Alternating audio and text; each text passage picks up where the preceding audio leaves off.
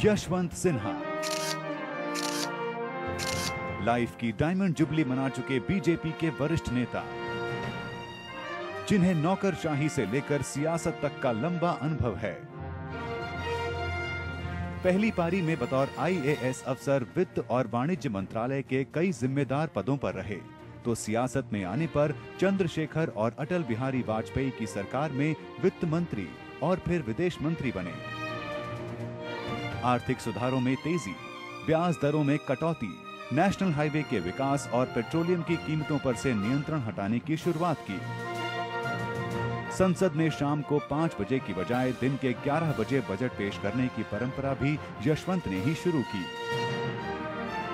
आज भी सरकार की आर्थिक नीतियों पर यशवंत की पैनी निगाह होती है और वो आम लोगों के हितों को उठाने से नहीं चूकते। नमस्कार, इस खास पेशकश में आपका स्वागत है।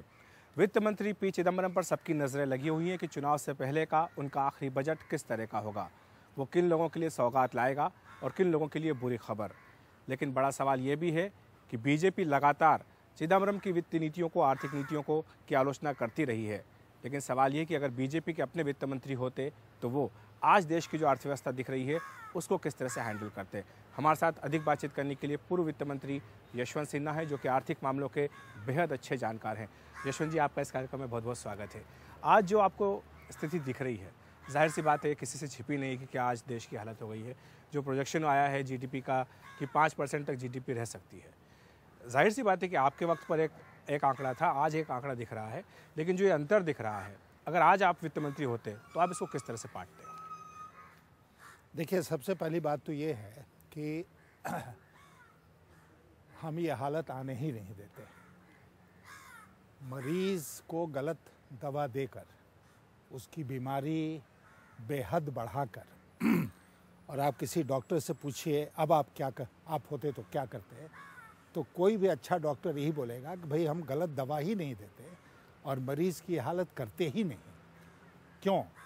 इसलिए मैं कह रहा हूँ कि आप इनका 2004 में चिदंबरम साहब ही वित्त मंत्री थे। इन्होंने इकोनॉमिक सर्वे पार्लियामेंट को पेश किया। उस इकोनॉमिक सर्वे में साफ ढंग से लिखा हुआ है, वो हमारा डॉक्यूमेंट नहीं है, इन लोगों का बनाया हुआ डॉक्यूमेंट था, जिसमें लिखा हुआ है कि जो आर्थिक स्थिति है वो बहुत ही मजबूत है, सब कुछ बहुत बढ़िया है और हमारे सामने जो चुनौती है वो चुनौती है कि हम इस ग्रोथ रेट को कैसे बढ़ाए रखें, कैसे सस्टेन करके रखें। ये उन्होंने उस समय कहा। उसके बाद मैं आपका ध्यान खींचता हूँ, जो प्रधानमंत्री जी ने 21 सितंबर 2012 को कहा, अभी कुछ दिन पहले, जिसमें आपने अभी और जोड़ा कि उससे भी खराब स्थिति, प्रोजेक्शन 5% का 5% का प्रोजेक्शन आ गया सीएसओ का। तो प्रधानमंत्री जी ने क्या कहा? प्रधानमंत्री जी ने कहा कि अगर हम इनकम नहीं बढ़ाएंगे, अगर हम खर्चों में कटौती नहीं करेंगे तो सरकारी घाटा बढ़ेगा। सरकारी घाटा बढ़ेगा तो उसका सीधा असर पड़ेगा महंगाई के ऊपर।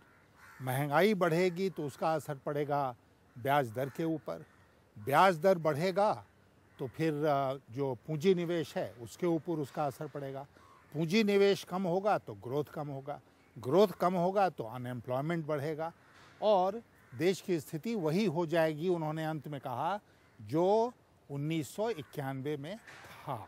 ये प्रधानमंत्री जी की उक्ति है और पहली बार सरकार के किसी व्यक्ति ने स्वीकार किया कि आर्थिक स्थिति बहुत खराब है। उससे भी खराब हालत होगी क्योंकि ग्रोथ रेट जो है वो 5% पर आ रहा है। कहाँ से इस बात की शुरुआत हुई? सरकारी घाटा बेहिसाब कब बढ़ा, ये याद रखना बहुत ज़रूरी है। मैं शुरू से कह रहा हूँ, कुछ अर्थशास्त्री अब दबी ज़ुबान से इसको बोल रहे हैं और अभी आईएमएफ ने कहा है कि जो भारत का आर्थिक संकट है वह विश्व के आर्थिक संकट से उसका बहुत कम लेना देना है, ये होम ग्रोन है, हमने गलत नीतियां करी इसलिए ये स्थिति पैदा हुई है। अब ये क्या कर रहे हैं? इस साल की बात ये है कि वही चिदंबरम साहब जिन्होंने 2008-9 में फिजूल खर्ची की, आज के दिन कह रहे हैं कि सरकारी खर्च घटाना ज़रूरी है। और सारे जो इंडिकेशंस आ रहे हैं उससे ऐसा लगता है कि बहुत ज़बरदस्त ढंग से खर्चा कम करने वाले हैं, जिसमें उनका जो राजकोषीय घाटा है, जो फिस्कल डेफिसिट है, वो सीमित रहे 5.3 या 5.1 पर। तो खर्चा आप घटा देंगे तो जाहिर है कि आपका घाटा कम हो जाएगा। लेकिन खर्चा घटाना अचानक, उसका भी बुरा असर पड़ेगा अर्थव्यवस्था के ऊपर। और एक ऐसा ये दुष्चक्र बन गया है, विशस साइकिल, जिससे अब बहुत समय लगेगा निकलने में, और जिसको कि हम लोगों ने ख़त्म कर दिया था, दोबारा अर्थव्यवस्था में वो बात लौट के आ गई। तो सवाल यहाँ पर यही खड़ा होता है कि अगर आज आपके हाथ में कमान हो, अगर आप वित्त मंत्री हों, तो जो ग्रोथ है, सबसे बड़ा सवाल है ग्रोथ का, विकास का। वो विकास वापस कैसे देश पटरी पर आए, उस विकास की पटरी पर, उसके लिए आप सबसे पहला, हम बोले आपके 2, 4, 3 कदम आप क्या उठाना चाहेंगे, वो बताएं। देखिए, 2, 4, 3 कदम जो है वो ये है कि ग्रोथ कैसे होता है। ग्रोथ होता है जब इन्वेस्टमेंट होता है। इन्वेस्टमेंट कोई क्यों करेगा? जब वो देखेगा, उसके अंदर विश्वास होगा कि हम जो इन्वेस्टमेंट करेंगे उसका रिटर्न हमको मिलेगा, और उसके लिए मार्केट है। मान लीजिए कि आप हों, हम हों, कोई भी नया इन्वेस्टमेंट करके कोई हम वस्तु का निर्माण करते हैं, कोई चीज़ बनाते हैं, तो मार्केट में बिकना चाहिए, तभी हमारा मुनाफा होगा हमको। वो विश्वास खत्म हो गया है। सबसे बड़ा जो आज संकट है देश में, अर्थव्यवस्था के क्षेत्र में भी, दूसरे क्षेत्रों में तो है ही है, सबसे बड़ा संकट है विश्वास का संकट। इस सरकार के ऊपर से लोगों का विश्वास उठ गया, और इसीलिए जो देश के उद्योगपति हैं अखिलेश जी, वो देश के भीतर पूंजी निवेश नहीं कर रहे हैं, देश के बाहर पूंजी निवेश कर रहे हैं। ऐसा नहीं है कि पूंजी निवेश नहीं कर रहे हैं, लेकिन देश के बाहर पूंजी निवेश कर रहे हैं क्योंकि विश्वास का संकट पैदा हो गया। तो नंबर 1 क्या करना होगा? नंबर 1, वो विश्वास पैदा करना पड़ेगा देश में, जो लोग कंज्यूम करते हैं, जो लोग इन्वेस्ट करते हैं, कि सारी चीज़ अभी भी सुरक्षित है और आगे सब ठीक ठाक रहेगा। अगर ये विश्वास हम पैदा करते हैं तो फिर सारी बातें ठीक हो जाएगी। नाउ स्टार्टिंग पॉइंट क्या होना चाहिए? स्टार्टिंग पॉइंट होना चाहिए कि सरकारी घाटा जो है उसको आप कम कीजिए।